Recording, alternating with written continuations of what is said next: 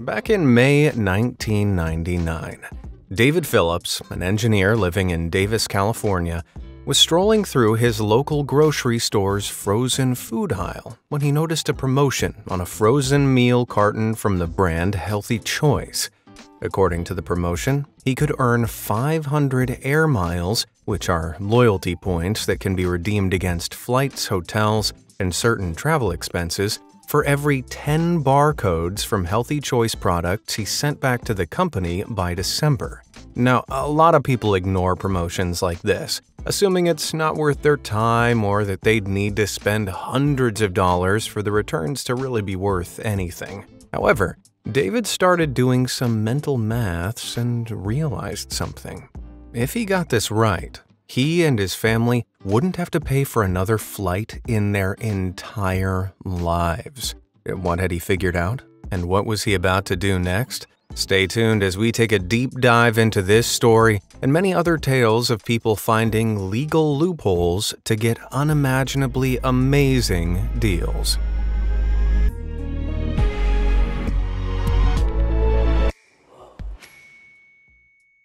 Okay, so as David was reading this frozen packet, he noticed the very small print stated he could actually double the air miles he earned, racking up 1,000 air miles for every 10 barcodes if he posted them back by the end of the month.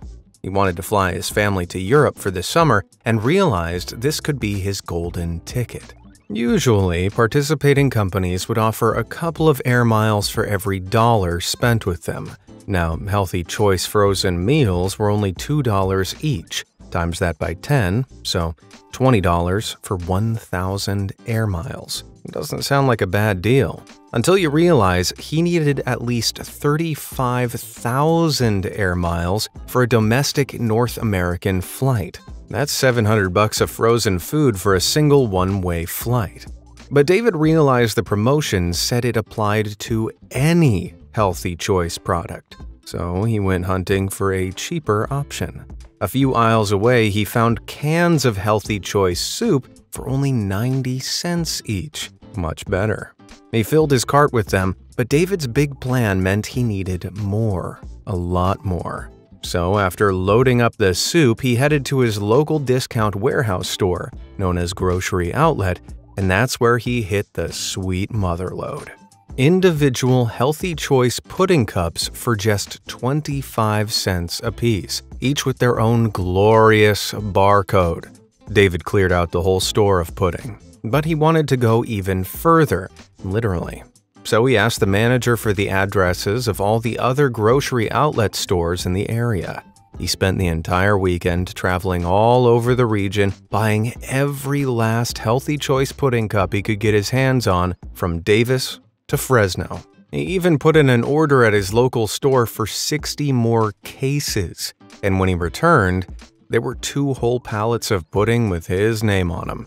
The crazy chocolate dessert shopping spree added up to an unbelievable total of 12,150 cups.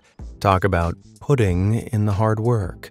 But with them all taking up space in and around David's yard, a few nosy and judgmental locals began to think he'd lost the plot. David, however, wasn't deterred. In fact, to boast about his haul, he published photos of his stockpile onto the Web Flyers website, a site dedicated to finding the very best travel deals. He wrote his posts under the username Pudding Guy. And from there, an online pudding legend was born. But David had one huge problem on his hands. The end of May deadline for earning double miles was fast approaching, and there was simply no way he could tear off all 12,150 barcodes and send them off in time. So David came up with another clever plan.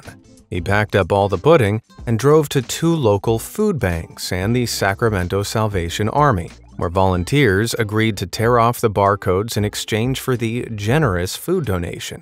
With all these extra helping hands, David was able to collect every last barcode and post them to Healthy Choice.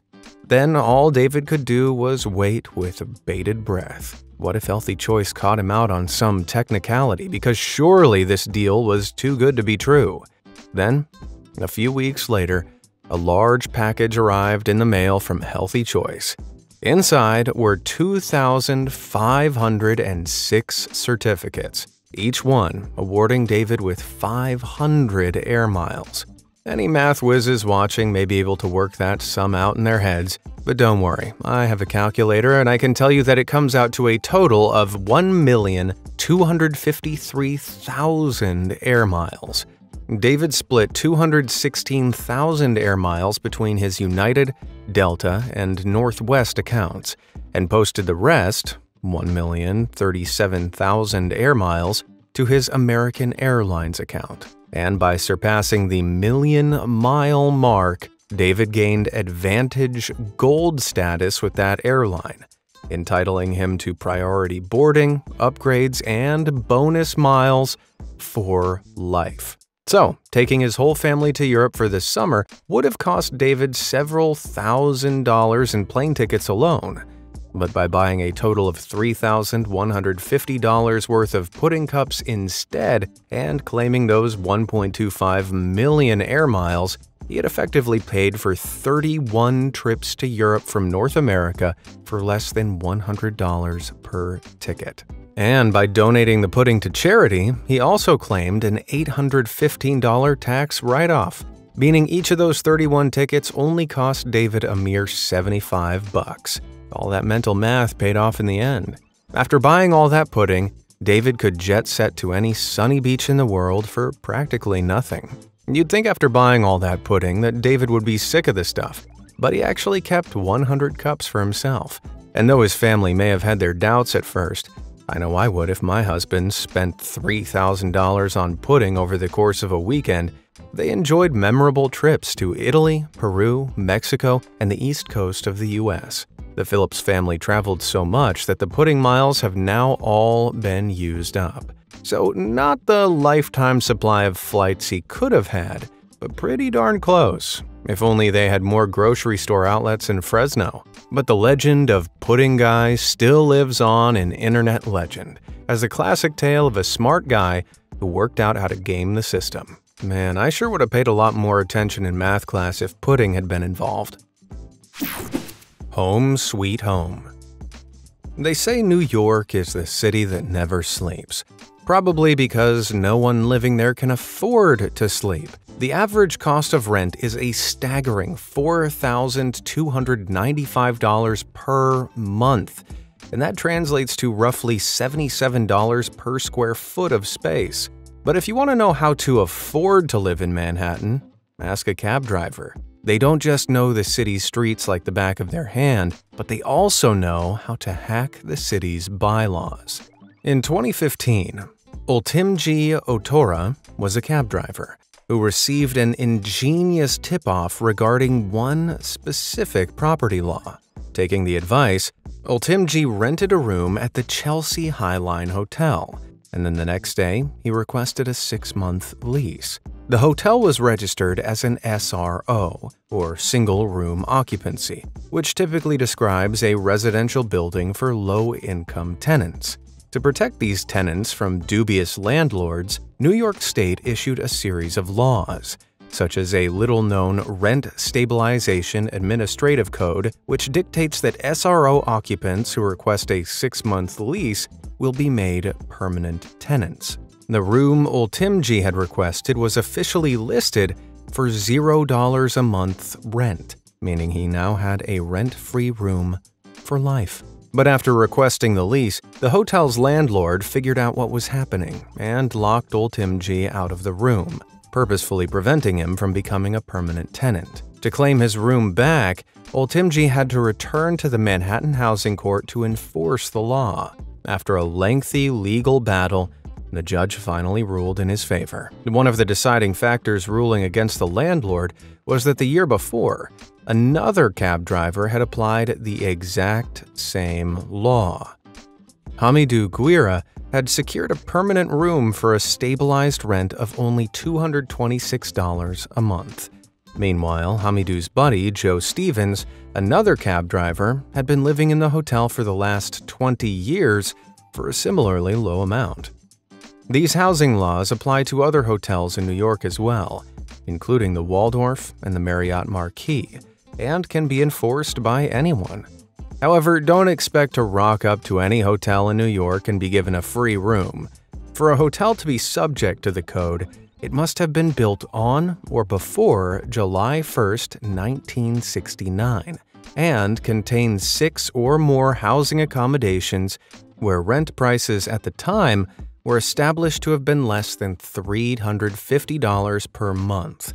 So unfortunately, a lot of New York's modern luxury hotels don't apply. Nevertheless, Ultimji's story is proof that you should always read the fine print, as you could become the hotel guest that never has to check out. So, free vacation travel for life or free apartment for life? Which would you prefer? For vacations, hit that like button. For free apartment, why not also book yourself a place on this channel and hit subscribe? All done? Great, now let's take a look at even more legal loopholes that people have used to beat the system. The perfect crime. Yellowstone National Park is one of America's great national beauties, but it also comes with a ton of dangers.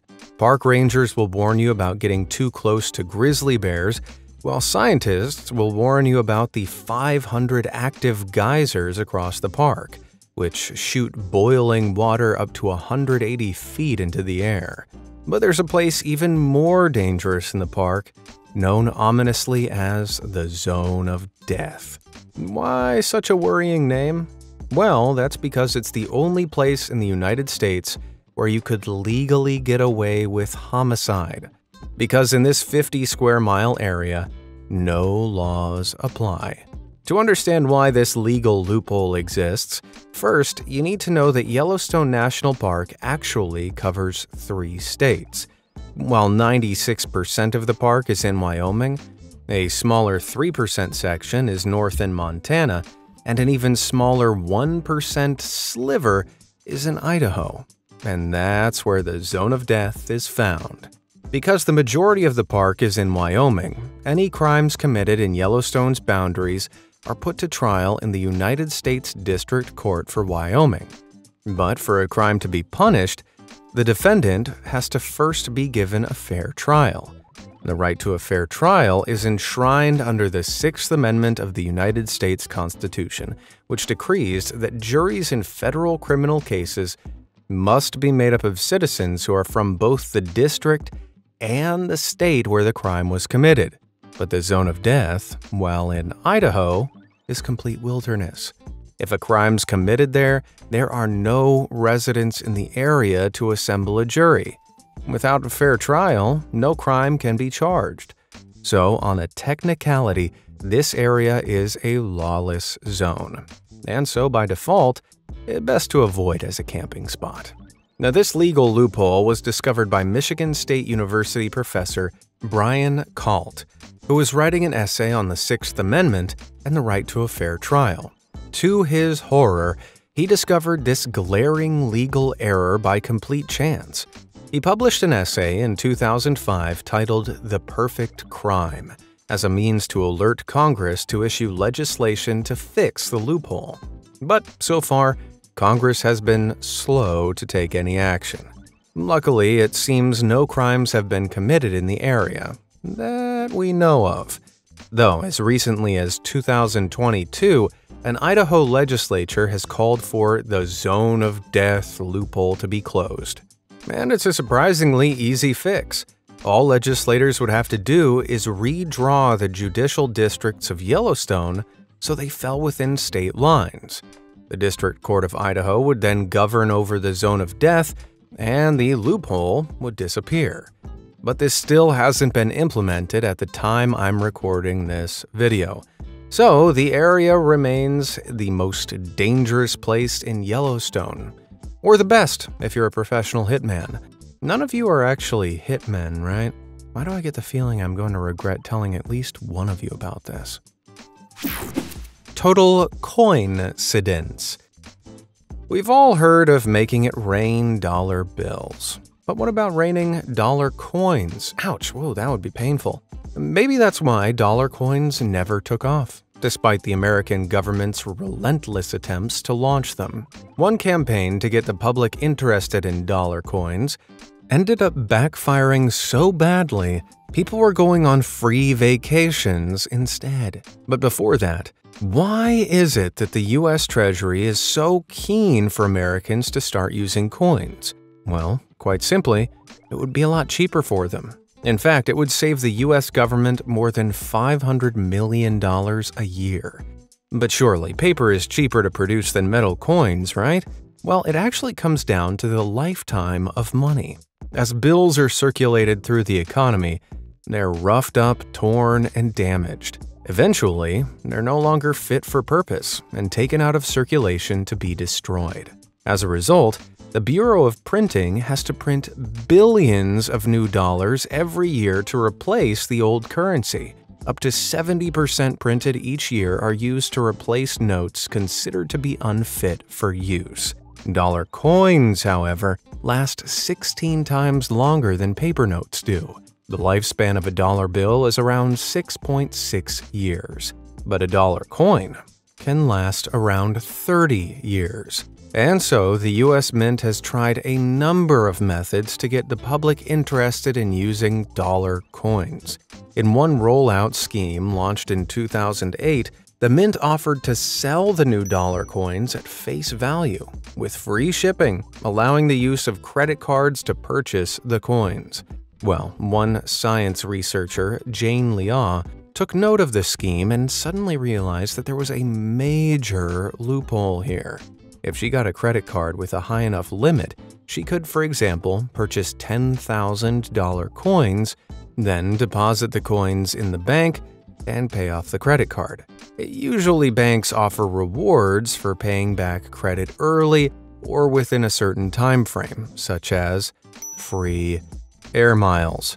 So, Jane and many other self-proclaimed travel hackers started buying up hundreds of dollar coins on their credit cards and earning all these air miles. The scheme completely backfired on the Mint's attempts to put the coins in circulation, as instead they were building up in bank vaults.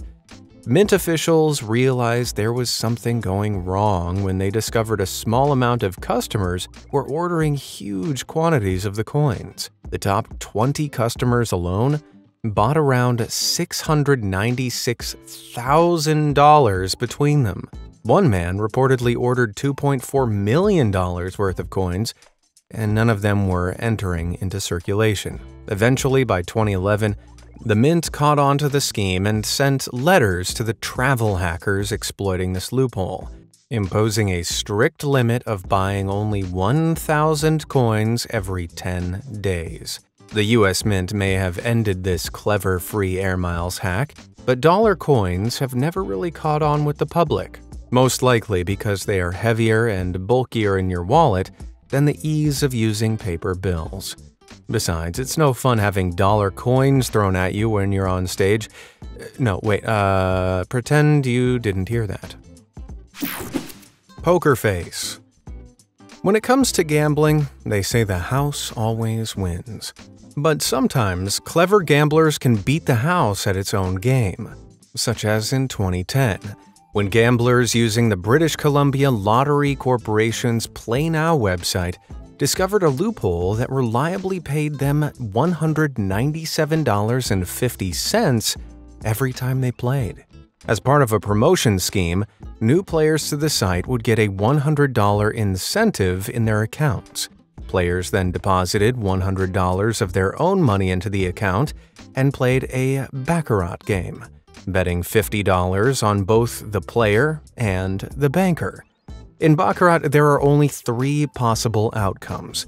The player's hand beats the banker's hand beats the player's, or they tie, which happens very rarely. With their bets set, they were practically guaranteed to win one of the $50 bets. And so, with the winnings doubled, they won back the full $100 they'd put down. And if they wagered the same bet again, they qualified to withdraw the $100 deposit bonus. After a $2.50 service charge, the players then walked away with their $97.50 profit after a few minutes played. It seemed like a huge gaffe, but the BC Lottery maintained that of all the people that claimed the $100 bonus, 75% of them kept on gambling. However, they've never run that promotion again, so I wonder if that bet landed them in the red. Hot Wheels. Psst, hey you. You want a golf cart? For free? Back in 2008, a tax loophole meant that you could get a golf cart for free, but the catch was you couldn't call it a golf cart. Economic stimulus legislation passed in late 2008 created 2 new tax credits for electric vehicles, including one for 4-wheel, low-speed, plug-in electric drive vehicles. Yeah, just like a Rolf Blart. But the law specifically said this credit did not apply to vehicles manufactured primarily for off-road use.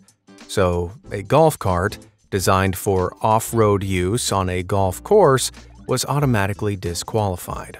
Which is why, for this tax loophole to apply, it had to strictly be called a neighborhood electric vehicle. The amazing thing about this credit is that it could cover up to $15,000, which was 100% of the cost of a standard golf cart at the time. All you needed to do to claim the credit was to buy and take title to a qualifying golf cart, neighborhood electric vehicle, by December 2009.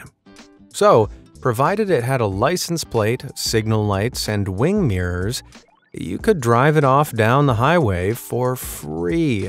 But given that most golf carts have a top speed of just 15 miles per hour, that'd have caused quite a few tailbacks. The tax loophole ended with the offer in 2009, sadly. But it's always worth keeping track of these things, as you never know when you'll find a similar terrific deal. Espresso yourself. Ever since Starbucks first opened its doors in 1971, it hasn't stopped serving coffee, be it in bean or beverage form. Today, some 60 million customers visit its 18,000 stores all over the world every week.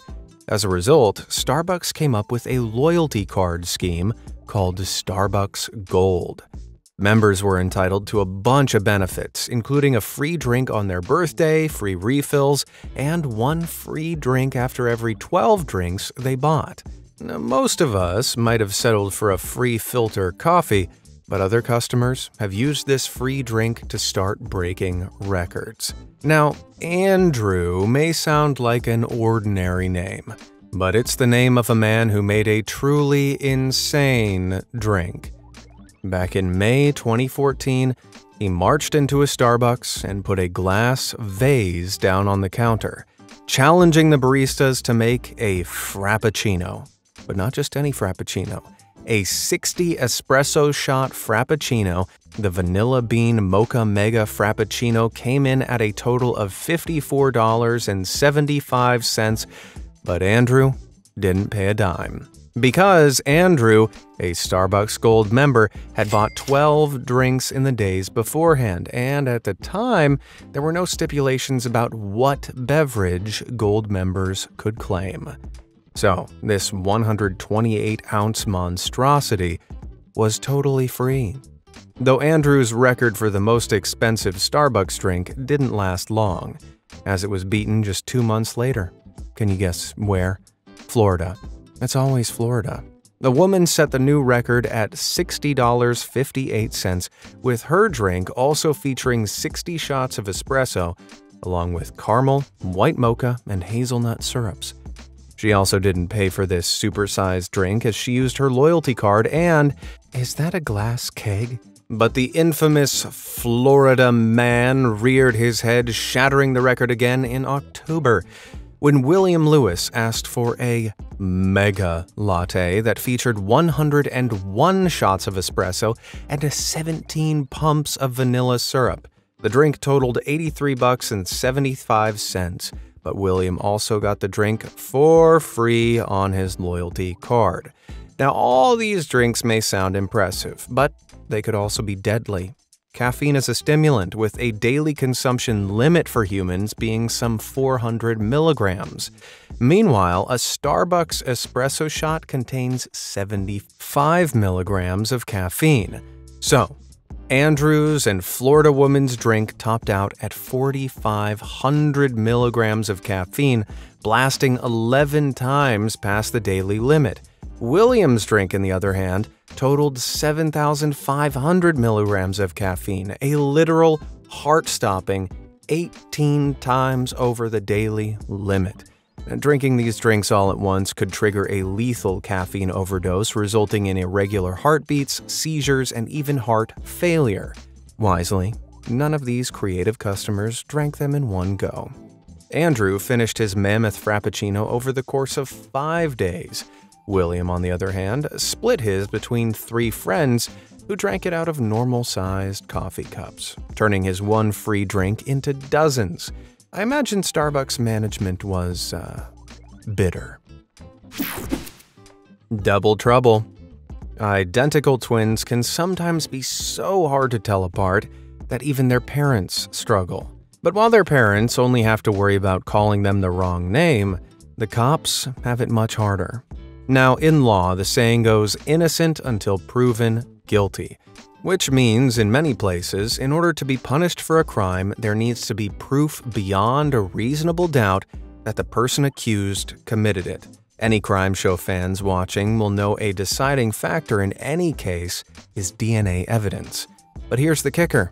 Identical twins also share identical DNA.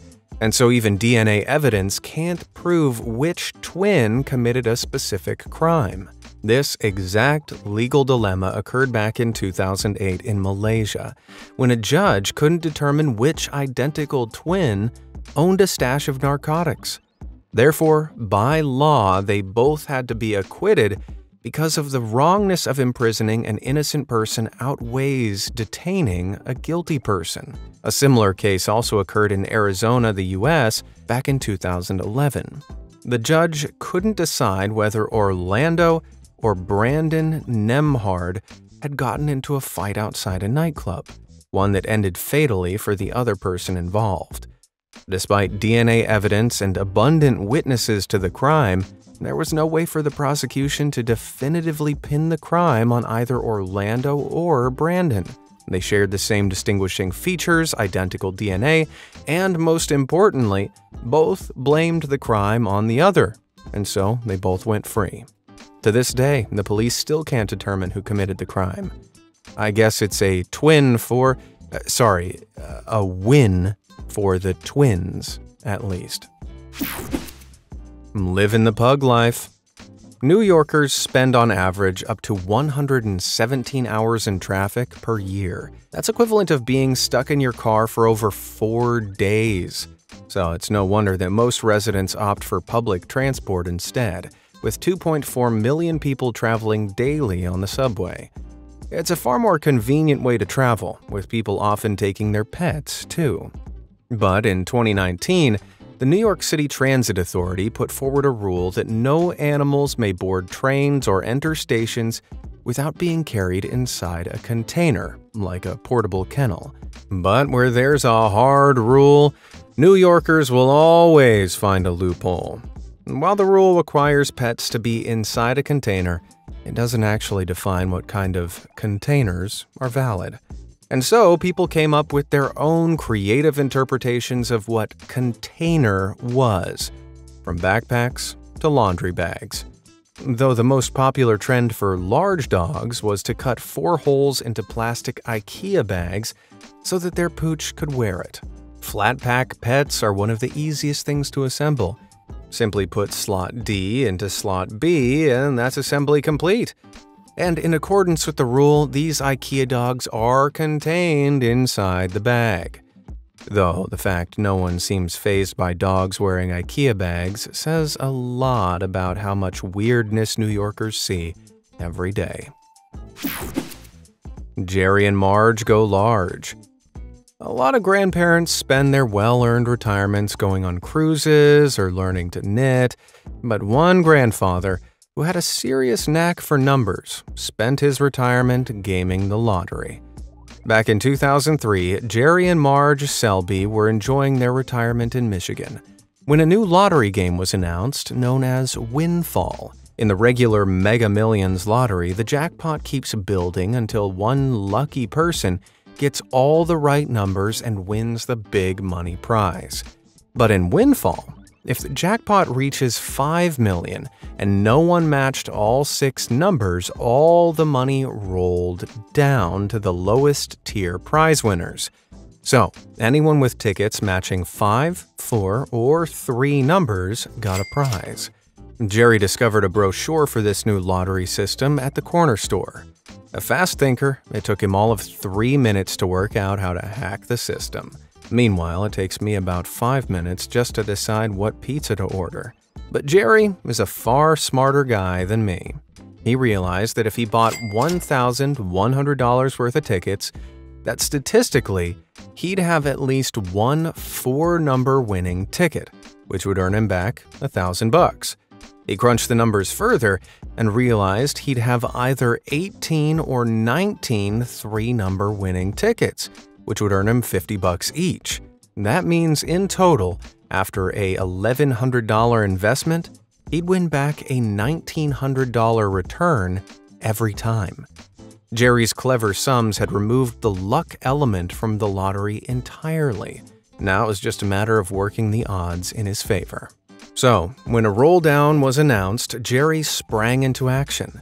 He bought $3,600 worth of Windfall tickets and won $6,300 in return. The next time, he bought 8,000 tickets and nearly doubled his earnings.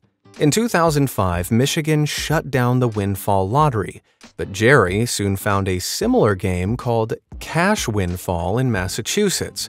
The couple would drive over 700 miles to buy $100,000 worth of tickets at 2 local convenience stores. It was a steep upfront investment, but one that really paid off, because in 2009, they had grossed more than $20 million in winning tickets. After ticket expenses and taxes, this was a profit of $5 million. Eventually, though, the fun came to an end when the Boston Globe newspaper published an investigative report exposing the money-making scheme. Following that, Massachusetts State announced they would phase out the Cash Windfall lottery within a year. By January 2012, Jerry and Marge's Windfall scheme had come to an end. Over the course of 9 years, they had grossed nearly $27 million from both states, rewarding them with $7.75 million in profit before taxes. Forget going on a luxury cruise, these guys could have bought their own yacht. But they instead chose to use the money for practical purposes, such as helping their 6 kids and 14 grandkids and 10 great-grandchildren pay for their education. And maybe that's how Jerry got so good at math, by keeping track of his dozens of descendants. A novel law. They say that everyone has a book in them, an untold story they could write. But committing all those words to paper can take an age. Although if there's one thing that prisoners have, it's a lot of time on their hands. And according to one strange Romanian law, writing a book can get you out of jail. In Romania, a very specific law once stipulated that prisoners could have their sentences reduced by 30 days for every scientific work they publish. In April 2015, one Romanian businessman behind bars, Gheorghe Copos, managed to reduce his sentence by 150 days by publishing 5 books. One of his books was titled Matrimonial Alliance as a Policy of Romanian Kings in the 14th to 16th Centuries, an impressive academic work. Meanwhile, another prisoner wrote a 212-page book in only 7 hours, which blows away Stephen King's record for writing his 219-page novel The Running Man in a week. Romanian prisoners published 340 books in 2015 alone. So how on earth were these prisoners writing such well-rehearsed academic books so quickly? Well, one historian, Caitlin Parfin, solved this mystery when he picked up George's book and discovered it completely plagiarized his master thesis. The book was a word-for-word copy of his entire essay. This blatant plagiarism also explaining that 7-hour record, as it's a lot easier to write quickly if you're not having to come up with an original plot. Prisoners were finding little-known academic works and just copying them out word for word, hoping no one would notice. The law remained hugely controversial in Romania and was finally repealed in 2016. Unsurprisingly, prisoners now spend a lot less time in the library as Romania's legal system has started a new chapter. Squatter's delight. One of the single biggest purchases most people make in their entire life is buying a house. With prices ranging from tens of thousands to millions of dollars, property in the U.S. is an expensive business. But one Texas man looked up his state laws and worked out the ultimate life hack: buying a house for only $16. To understand how, first we need to time travel back to the 2008 financial crash. Following this, some parts of America became ghost towns, with some people having to abandon homes they could no longer afford the mortgage on. One man, known as Kenneth Robinson, found a silver lining in this property bubble bursting. In 2011, he found a house valued at $330,000 in Flower Mound, Texas, that had been abandoned by its previous owner, and the mortgage company it was tied to had shut down. With no one to claim the debt, the house was just sitting empty. Kenneth had done his research on a little-known law known as adverse possession, whereby if someone were to move into an abandoned home, they would have exclusive negotiating rights with the original owner. If the original owner wanted the squatter to leave, the owner would have to pay off the mortgage on the property, and under Texas occupancy laws, the bank would have to file a lawsuit against the squatter to get him evicted. All Kenneth had to do was file paperwork to the local courthouse saying he claimed ownership of the property, which cost him a grand total of $16. Then, as long as he stayed for 3 years, the house would be his. To advertise the loophole law to others, Kenneth created a website known as $16house.com and became a local celebrity. But he remained deeply unpopular with his neighbors, who felt he should have paid fair and square for the house. Unfortunately, Kenneth was only able to live in the house for 8 months before a judge ruled that the current holder of the mortgage, Bank of America, could evict him.